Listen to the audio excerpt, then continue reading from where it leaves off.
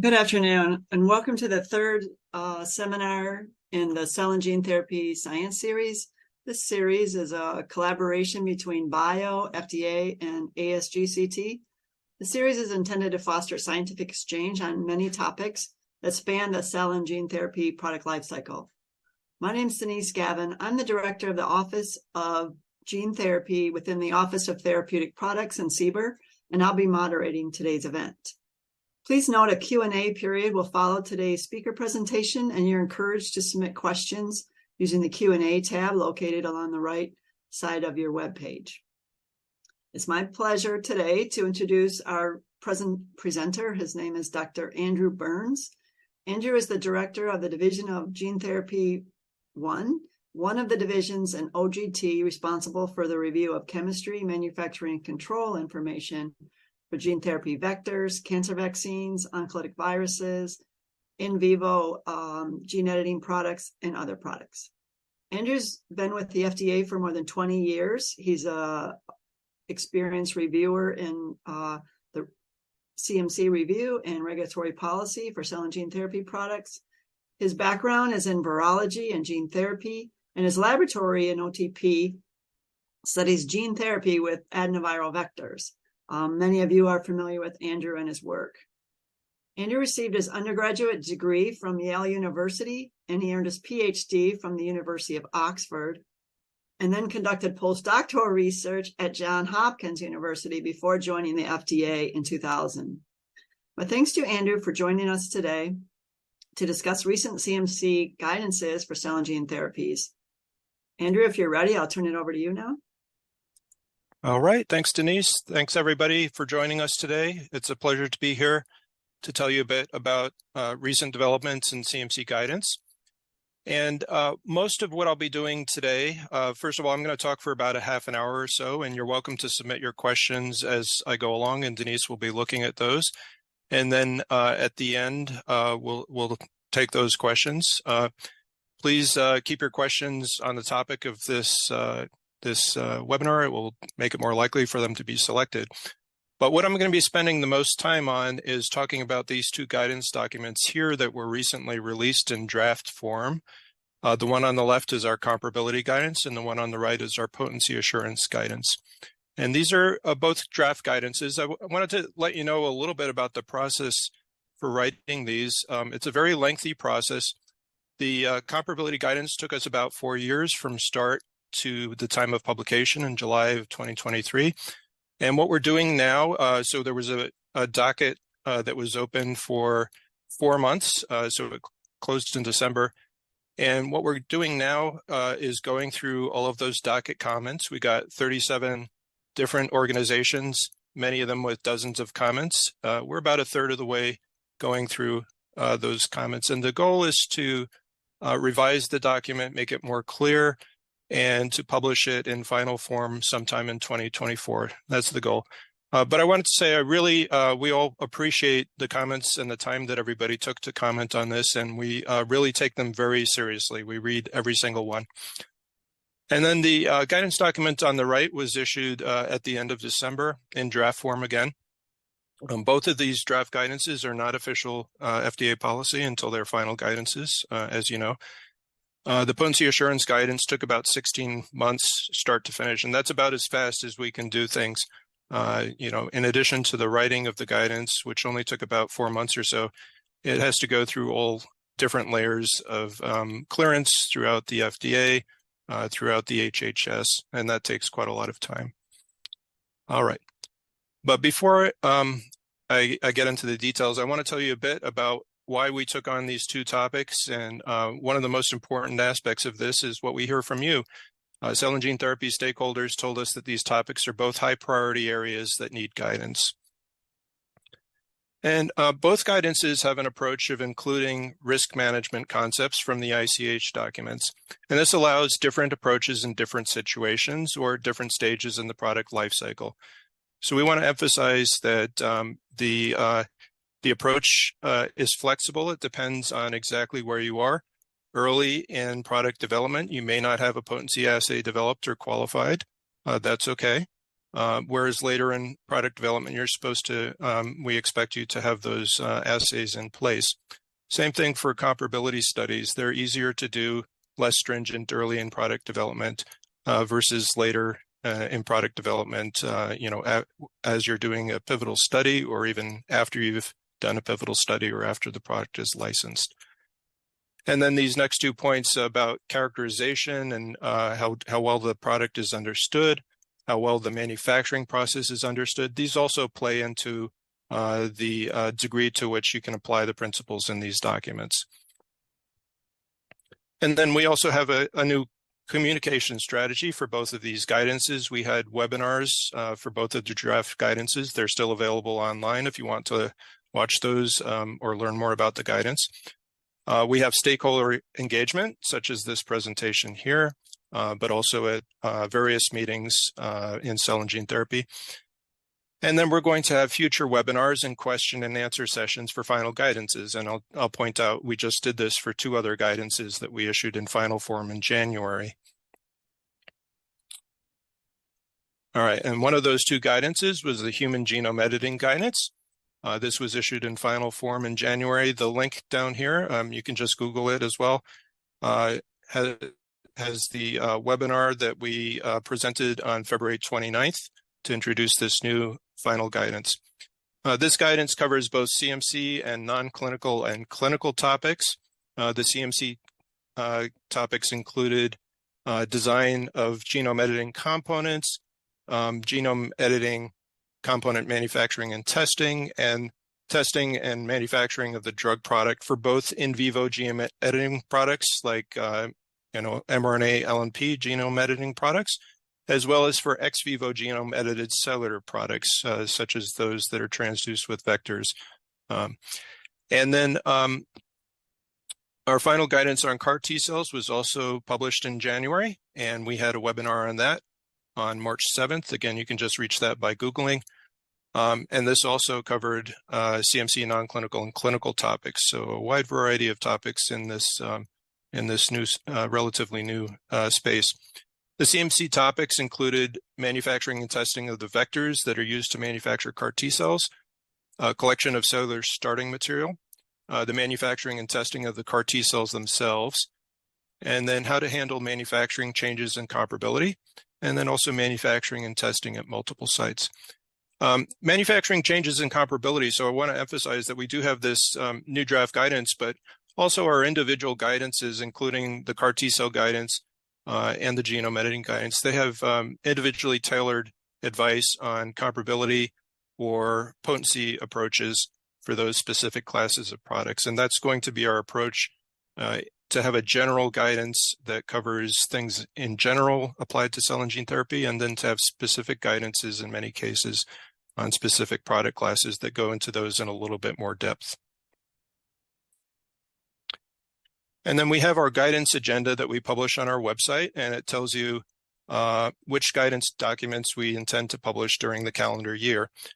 So for 2024, we are going to publish a frequently asked questions guidance. This is one of our PDUFA commitments to publish this. This is going to cover not only CMC topics, but also clinical, non-clinical, regulatory topics, things like that we get frequently asked.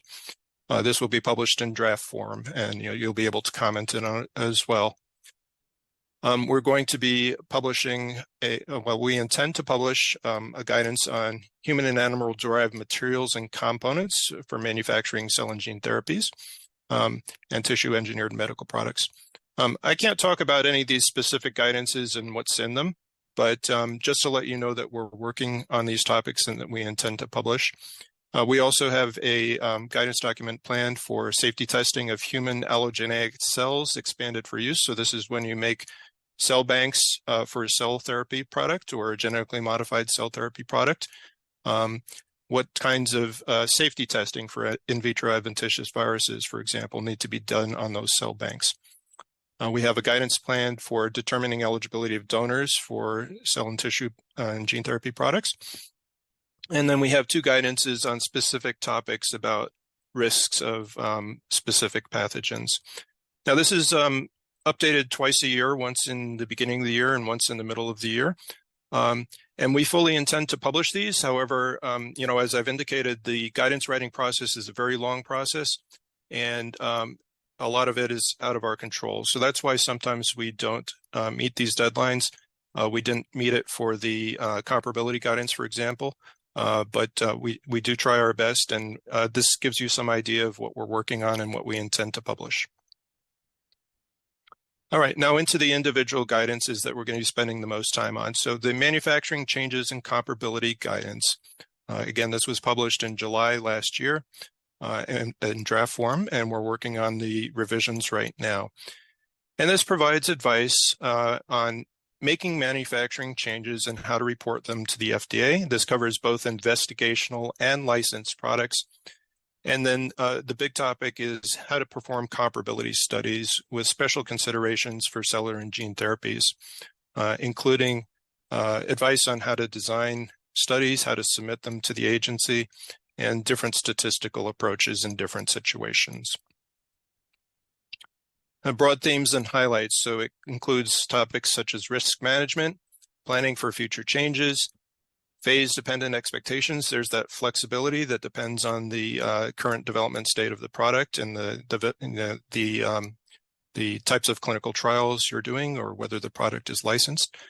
Comparability studies, and then obtaining advice and feedback from FDA. So on the topic of risk management, and again, this is a theme that runs through both guidance documents.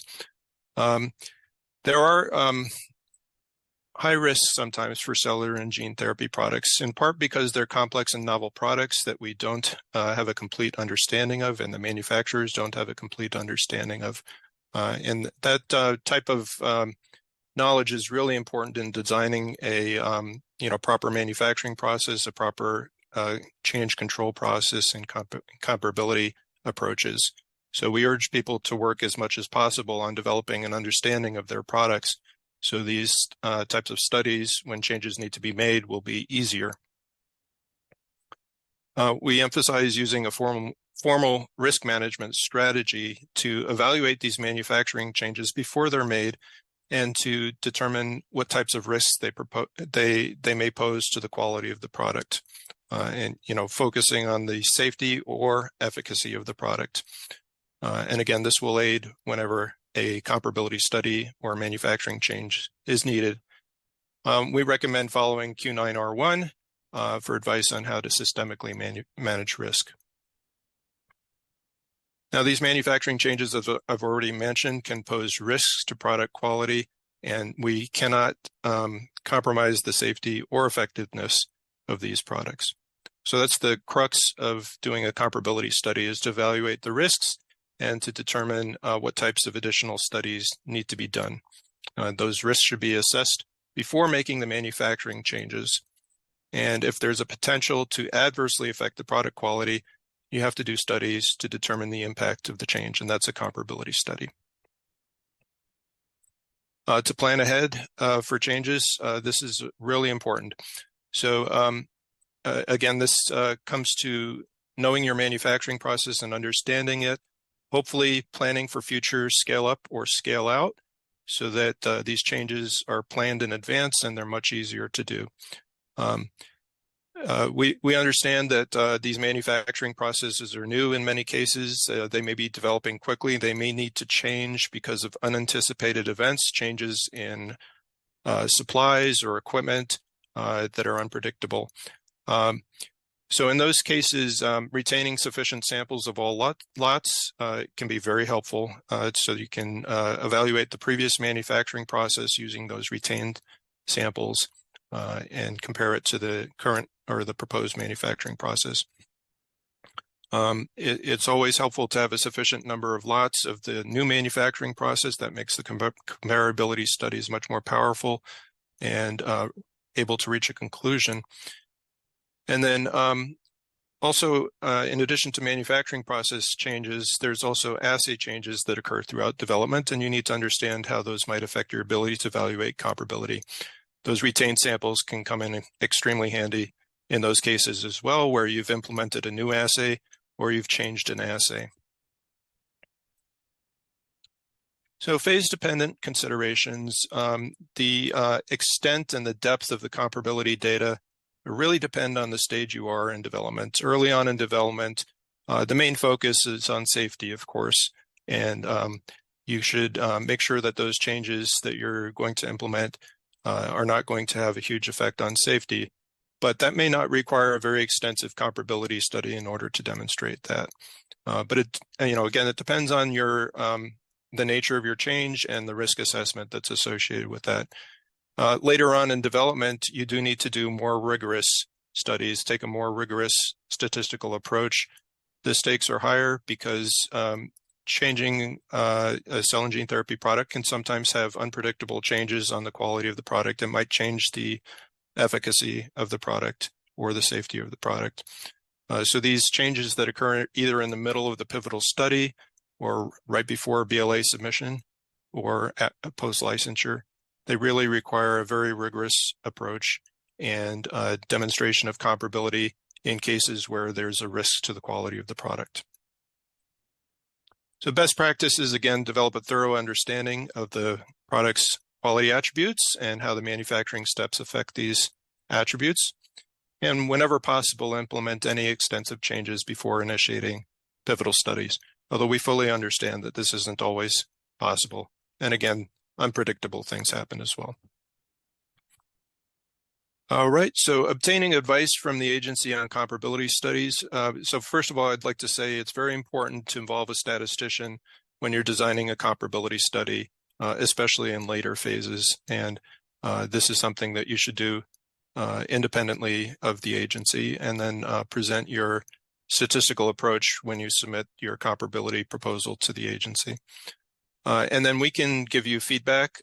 There's a variety of mechanisms for this, formal meeting requests or IND amendments, or in the case of a BLA, product correspondence. And in all those cases, you should lay out what types of manufacturing changes you're going to propose to do, provide a detailed comparability protocol. And in cases where you've performed the comparability study and the product is not, in fact, analytically comparable, you may need to consider clinical studies with the post-change product as well. So the guidance document has some advice on those types of situations as well. And the goal of the analytical comparability study is really to make sure that the quality of the product, the safety and effectiveness, is not compromised by the manufacturing change. I want to emphasize this is very important. It bears repeating. It is not necessary for the product quality to be identical after manufacturing change. It needs to be have equivalent safety and efficacy. So you want to demonstrate basically that the product is not getting worse. There's no adverse effect on the safety or effectiveness of the product. We do want to encourage changes that increase the quality of the product. So those are very important things to say. During your comparability study, you should be evaluating all of the attributes of the product that might be adversely affected by the change. And this may involve studying attributes that you don't normally look at during routine lot release. So this may require additional assays or additional types of studies. So these are characterization studies that help you to determine whether it's comparable, because these manufacturing changes sometimes have risks to the product that are not encountered during routine manufacturing without manufacturing changes. And it's important to emphasize that the comparability study has to reach a definitive conclusion about comparability. It's if you are unable to reach a conclusion about comparability, that's the same as not demonstrating comparability. So some studies are inconclusive because of lack of statistical power. For example, variable assays can contribute to that. Also, a small number of lots available that can contribute to that as well. It's also the poor understanding of products' critical quality attributes can also make it difficult to reach a conclusion about comparability. Just a note about the statistics, a two-sample t-test is usually not an appropriate method. I don't have time to go into that today, but you can look at the guidance for more detail on that. So if you are unable to reach a conclusion about comparability, or in fact, it looks like it's not analytically comparable, then you have the option of either not making the change or doing additional non-clinical or clinical studies to demonstrate the safety or effectiveness of the post-change product. So there are going to be some situations, unfortunately, where analytical comparability is not going to be sufficient, and you may need to consider these other types of studies as well if you want to implement that manufacturing change. So here's an example that we go into a little bit and in the guidance about the approach for cellular therapies or genetically modified cell therapies, where they're being manufactured from autologous cells from the patient themselves. These cells can be quite variable from patient to patient. That makes it difficult to do comparability studies because you're not only looking at the variability of the manufacturing process, but the variability in the starting material as well. So we recommend taking a split source approach where you take the starting material, split it into two, put it through the old manufacturing process and the new manufacturing process, and then compare it at that point using a paired statistical approach. And this needs to be done with multiple different lots of starting material. So this can be a very powerful way of getting rid of that variability in the starting material, and it doesn't affect the power of the comparability study. In cases where the starting material is, it doesn't always need to be from the patients that have the specific disease.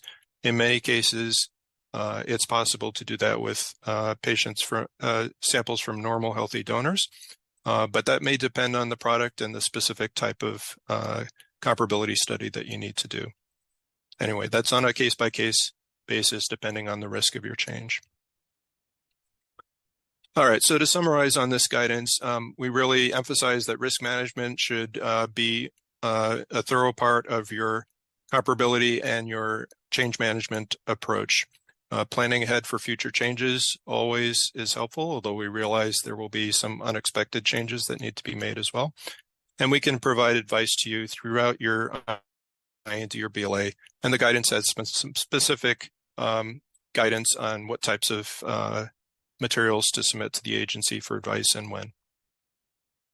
All right, now I'm going to move to the potency assurance guidance and just briefly introduce this as well. And again, there's more detailed information in our webinar on our website. So first of all, this terminology may be a little bit unfamiliar. This word assurance comes straight from our regulations. And what we are calling a potency assurance strategy is a comprehensive approach to help ensure that every lot of a product will have the potency necessary to achieve the intended therapeutic effect. And we find that it's easiest to explain this approach using sterility. So everybody understands that cell and gene therapy products need to be sterile. They also understand that the sterility testing at the end of the drug product manufacturing is important, but it's also not the only thing. And testing a product for sterility does not make it sterile. It's all these other things that make it sterile, including the design of the manufacturing process, the aseptic process simulations, the environmental monitoring in the facility, the validations of or verifications of the sterility assays. So all of these things together are what make the product sterile. And I'll show you a similar slide for potency in a minute. But we'd like to emphasize this holistic approach. It's not just about end of the drug product testing. It's this entire process and these considerations throughout the entire manufacturing and control process that add up to give you sterility assurance for your cell and gene therapy product. All right, so key aspects of a potency assurance strategy. One of these is to understand the potency-related characteristics of your product. It's helpful, so this is an ICH concept, to develop a quality target product profile, or QTPP. And you also should be developing, discovering or developing your potency-related critical quality attributes that are important for achieving the intended therapeutic effect. And then, for understanding the potency of the product and making sure that each lot of the product is potent, you should be conducting a risk assessment for each of these potency-related critical quality attributes. Identify what the risks are to those specific potency-related CQAs, and then evaluate the significance of each of these risks by analyzing their probability and severity. So we emphasize that you take a multifaceted approach to mitigate risks to potency-related critical quality attributes. Your manufacturing process should be designed to consistently produce potent product lots. Again, end product testing is not what makes a product potent. It's this entire collection of things. You should control the material attributes and the manufacturing process parameters that may affect product potency. So frequently, starting material attributes are very important to the potency of the final drug product. And then, of course, testing is also important. We don't want to de-emphasize that, but potency tests are also important, and they should be designed to look at the potency-related critical quality attributes and to have appropriate acceptance criteria for both in-process and lot release testing. So we emphasize with a life cycle approach, you should be reassessing and refining your potency assurance strategy throughout the life cycle of the product as you develop an increased understanding of both the product and the manufacturing process. All right, so here's that holistic approach to potency assurance. It's no longer just an emphasis on testing for drug product release, although that remains extremely important and required.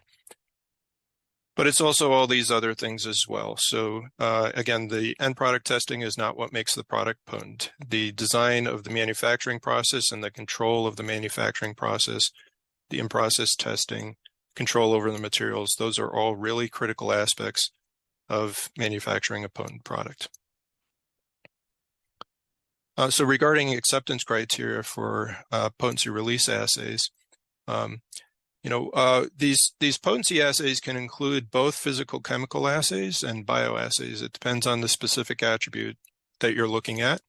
The assays themselves should have suitable precision, accuracy, specificity, and robustness. So you're not going to get a good answer to your question of whether a product is potent or not if you're using an assay that has an extremely poor intermediate precision, for example. And it's important to emphasize that the potency assay should quantitate a potency-related critical quality that is at risk. So this means the attributes in your product, there may be some that are already assured by other aspects of your control strategy or your manufacturing process. You may not need to have specific assays for each of those critical quality attributes, although they still remain critical quality attributes. What we want you to do in your potency control strategy with end product testing is to be focusing on those critical quality attributes that are at risk during the manufacturing process that you need to verify at the end, are they within the acceptance criteria? And we typically, for cell and gene therapy products, will typically be seeing multiple release assays for critical quality attributes that are related to potency. And typically, at least one of those is going to need to be a bioassay that measures the relevant biological activity of the product. For example, for viral vectors, one of the things that may be most at risk is the ability of the vector to transduce cells and produce the transgene. So that requires a bioassay, and that's why we're saying for viral vectors, for example, most potency assurance strategies should include at least one bioassay.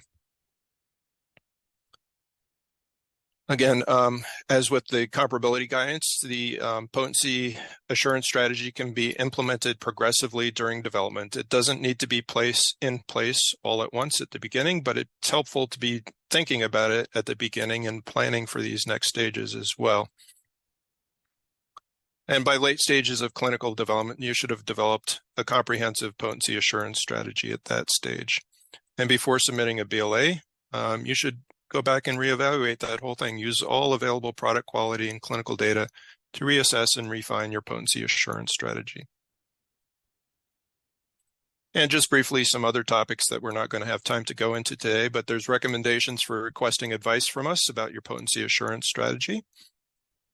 General advice for identifying the potency-related critical quality attributes of your product and developing a potency assurance strategy throughout the life cycle. We have detailed recommendations on use and development of potency assays and acceptance criteria. We have some examples of recommended approaches to potency assay selection and design for some product classes. But again, the point of this guidance document is not to give specific recommendations about what types of potency assays to use for specific products. That will come in our other guidances or in discussions with the agency about your specific product. And then finally, we have advice on assay control, about qualification and validation of these assays, reference materials for these, and change management of the assays themselves. All right, so to summarize, potency tests are a really important aspect of potency assurance, but they're not the whole thing. So assuring a potency of your cell and gene therapy product requires a broader approach. This is not intended to impose additional burdens on manufacturers. This is intended to provide a more holistic, more flexible approach. We recommend that you develop a potency assurance strategy for your cell and gene therapy product. That includes the QTPP and the identifying the potency-related critical quality attributes, performing risk assessments for which of those are going to be at risk, and then to be developing a multifaceted approach to reduce the risks to these potency-related critical quality attributes. And this includes testing for those potency-related CQAs that are at risk. And to, again, take a life cycle approach to potency assurance, reassessing and refining it throughout the entire development process. All right, I have one last slide, and that's to tell you about and to advertise the CMC Development and Readiness Pilot Program. Now, this started last year, and it's going to be going on for the entire PDUFA 7 period from 2023 to 2027. And both CDER and CBER are participating in this. And sponsors who are developing their product in an expedited fashion, many cell and gene therapies are doing that, are invited to apply to this pilot program. This is intended for manufacturers who are, before the end of phase 2, and it gives them additional type B meetings that are completely focused on CMC. And the purpose is to increase communication between the agency and manufacturers about the CMC aspects of their product. It's really nice to have these CMC focused meetings where we go in depth into your entire manufacturing process and plans for the future, and give you advice on that. And the reason I wanted to talk about this is we have not had a huge number of applications for this program. So we highly encourage people to apply to it if this is something that you're interested in. We'll look carefully at it. So the eligibility for CBER, again, you should be before the end of your phase 2 studies. You also do need either RMAT or breakthrough product designation. And we'll be selecting a total of 9 INDs each year. And you can read more about that on our website. Just Google CDRP. All right, here's my contact information and contact information in general. We do have a lot of information on our website that including our guidances. And just let me show you here this Manufacturing Assistance and Technical Training branch, this industry biologics at FDA.gov. This is a very good way if you have general questions to submit them to us. This is our Office of Communications and Outreach and Development receives these questions and then routes them to the specific people in the agency that can answer them for you. All right, and with that, I thank you for your attention, and I think Denise will be going through some of the questions that we received.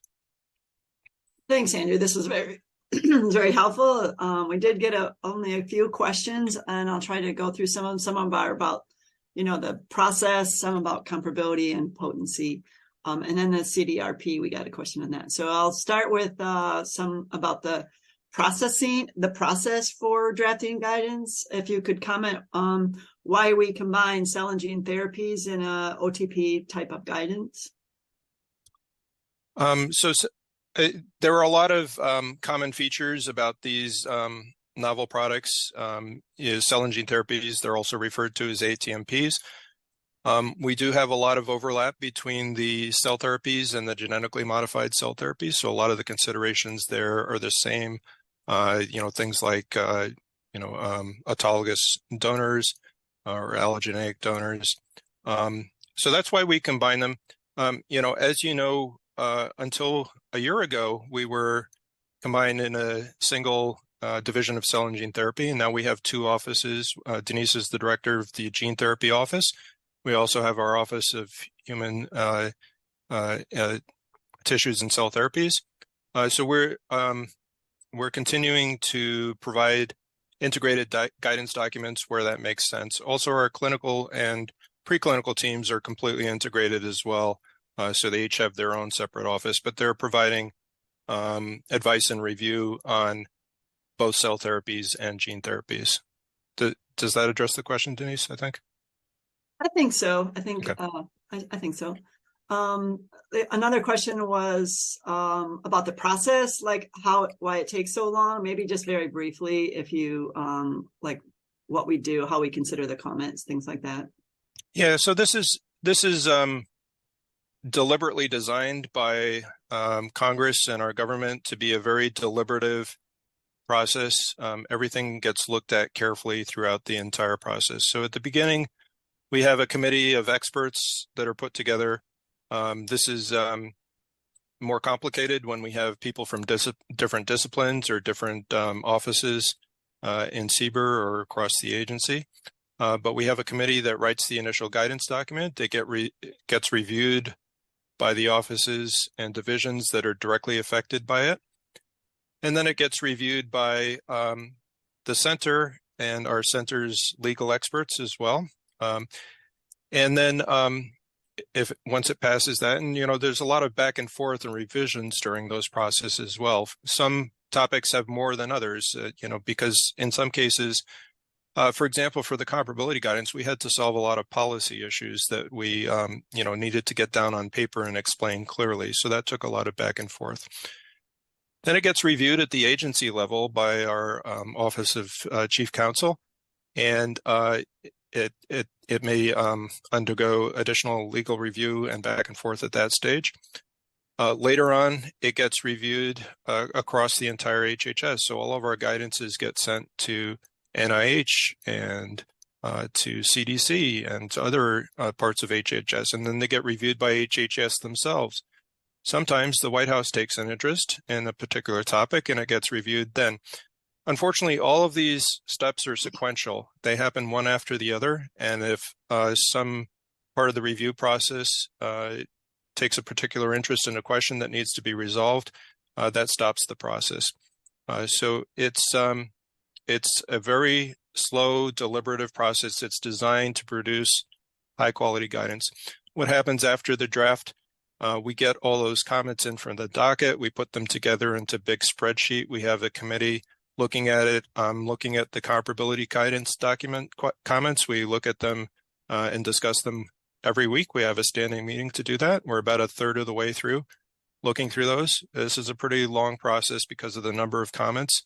But again, we do take your comments very seriously. They're very highly valued. If we can explain something better, if we got something wrong, we want to fix those things. And then it, for the final guidance, unfortunately, it goes through the same process again of clearance sequentially through all of those different areas before it's issued as a final guidance. So that's why we say we're intending to publish a final guidance on comparability and a final guidance on potency in 2024. But some aspects of that are out of our control. So if that doesn't happen, you'll hopefully see it in 2025. All right, thank you. That was very comprehensive.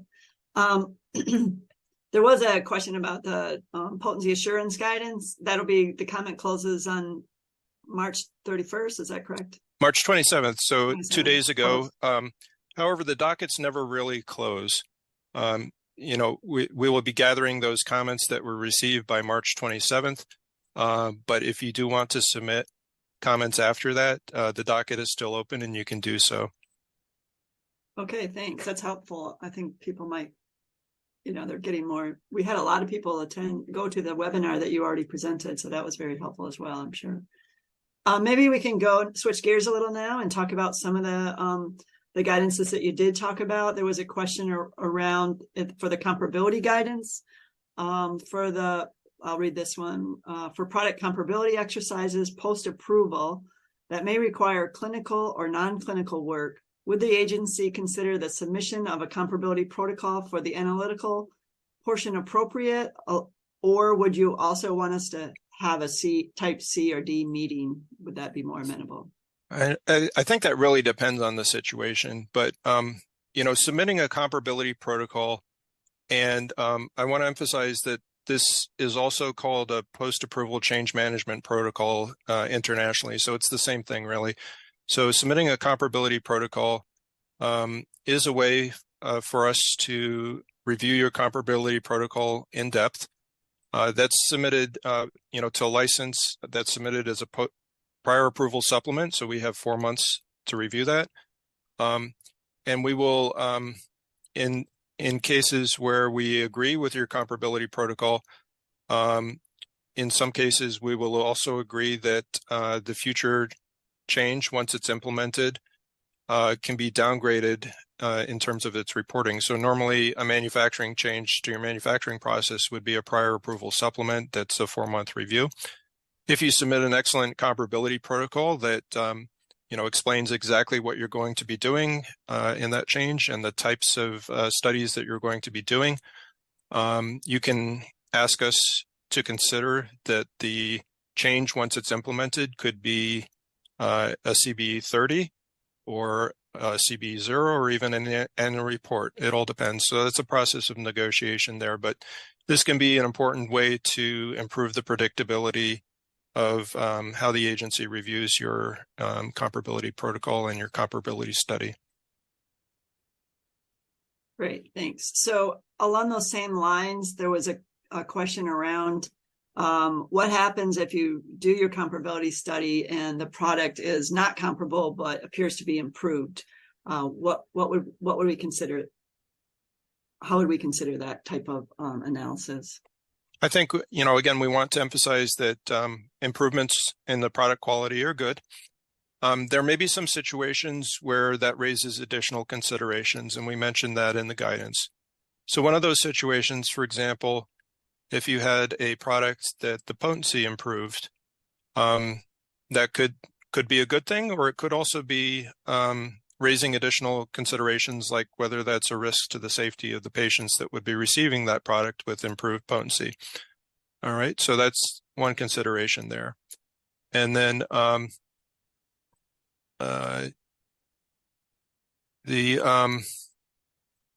would just say I think so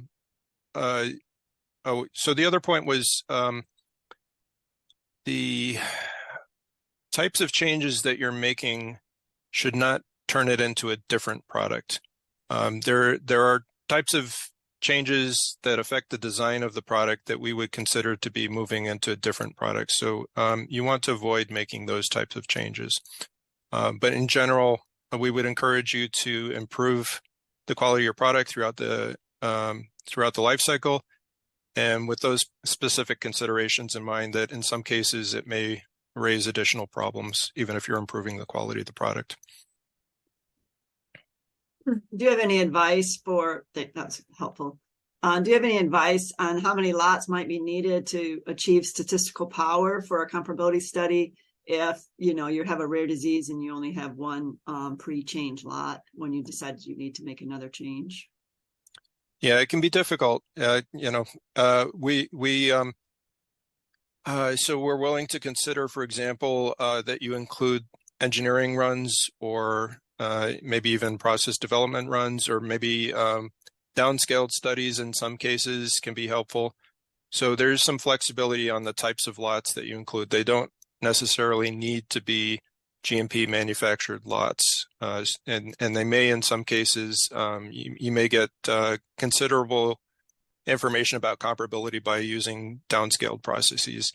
Those are all, of course, they're trickier than doing it with drug product or drug substance from GMP runs. So there's a lot of considerations that need to be discussed there, but there is some flexibility for those types of approaches. I think the real point we want to emphasize is hopefully you can avoid getting into those situations in the first place by planning ahead to the extent possible for future manufacturing process changes, and that includes designing your manufacturing process from the start so that it can be scaled up or scaled out without completely changing it. That's a good idea. So I think that's most of the questions on comparability. Let me switch gears here a little bit and go to potency, the potency guidance. There was a question around the level of documentation that might be needed to assure potency. I think that's maybe a little bit broad, but if you have any comments on that. Yeah, so I think we go into this quite a bit in the guidance document. One thing that that this might be related to that we discussed a bit as we were writing the guidance document is where should we put these things? Which sections of Module 3 or Module 2 should we put these things? We ended up giving fairly general advice. So you can put the actual aspects of the potency assurance strategy in the parts of Module 3 where they belong. So the drug product testing should be in the drug product specification. The drug substance testing should be in the drug substance specification. Materials aspects of potency control should be in the materials section, etc. But it's also useful to have an overall summary of that. And we thought that maybe Module 2 would be a good way to summarize, a good place to summarize all of that information together to provide an overview. You could also potentially put it in a report, if you like, in 3.2R. So that's our advice on where to put things. It's a little difficult because the current structure is not designed to have those types of integrated analyses. And as many of you probably know, the ICH is working on a revision of M4Q, which will be, I believe, published in draft form later this year and implemented hopefully within the next couple of years. And this is going to change the structure of Module 2 and Module 3. So the way CMC information will be submitted in the future is going to be quite different. And we'd encourage you to look at those ICH documents when they're published, because it really is going to be a big change. But part of the motivation for the change is to allow some of these overall things that involve, process control or life cycle approaches to be integrated, to have a home in the structure of the CTD, and to make those things easier for an integrated overview and easier communication between the sponsors and the FDA, because all of that information will be together in one place. Okay, that's helpful because it's a lot of new information. One of the other questions was around how do you integrate the GMP information and how that affects potency, and could you comment on how to integrate the GMP aspect of the potency assurance? Yeah, so again, that part will belong in the specific part where it should be submitted. So the facilities information should be submitted in the facilities area. I think the main part of the potency assurance strategy that this affects would be the risk assessments. So there may be aspects of your manufacturing equipment or the filling process that affect potency, holds during the manufacturing process, those types of things. I think it's probably best to include those in an integrated summary, either again in a report in 3.2R or as part of your overview in Module 2. And as long as you have those overarching things that you can point us towards and include hyperlinks, we'll find the specific information wherever you may put it into the specific folders in the CTD. Great, thanks. Considering that cell and gene therapies are quite complex, would you have any advice for sponsors on how they might develop a potency assay for these multivariant or products with multiple different types of therapeutic effects? Or that's a good point. Yeah.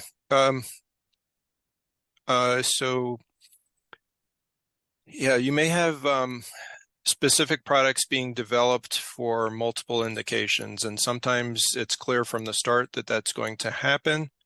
And sometimes that develops over time. So I'm not going to get into specifics here, but one area where this might be happening, for example, is CAR T cells that until now have been used for treating, blood cancers, but they may also be useful for treating autoimmune diseases in some cases. I think another example will be some cell therapies where a stem cell therapy could be used in different types of diseases. So in all of those cases, the mechanism of action of the product needs to be considered, and whether it's going to be the same or different in each of those different indications that is being developed for. In cases where it's different, it may require developing additional assays to make sure that the critical quality of attribute that is connected to that one indication, which may not be relevant for the other indications. You may need to develop assays for that new indication. I think we cover that in the guidance document. So you may need additional assays or different assays depending on the indication and other related things like the route of administration. So those may definitely affect your potency assurance strategy for sure. Yeah, there was a question about how you might define potency-related CQAs and how they relate to the therapeutic activity. That's kind of what you were starting to address. Did you have any more that you could say about how the potency-related CQAs are defined based on the therapeutic activity? Or do you have any more to add on that? Or I mean, it's a hard question to answer in general, but it depends on, it all stems from knowing the mechanism of action of your product, understanding which attributes are important for that mechanism, and making sure that they're controlled either by testing at the end or by your manufacturing process, the design of the manufacturing process, or the controls during the manufacturing process. Okay, I think that covers most of those. There was a question about if you had any advice for early phase programs to ensure a successful potency assurance strategy by the time they get to the BLA. I think that might be beyond scope, but if you have any advice. I think that's a really good question, actually, and people should be thinking about that. And, thank you to whoever asked that. So one aspect of that, we don't see this very often, that people develop a QTPP, a quality target product profile. Or maybe they're just not including that in their IND submissions, but we don't actually see that very often. It's sort of like when you're developing your product and thinking about the clinical studies, you want to have some idea at the end about what type of clinical study you're going to be doing. So it's the same thing here. The QTPP can help orient you to what's important about the quality of the product and to help you build the strategy for that. So you should be thinking about that at the very beginning.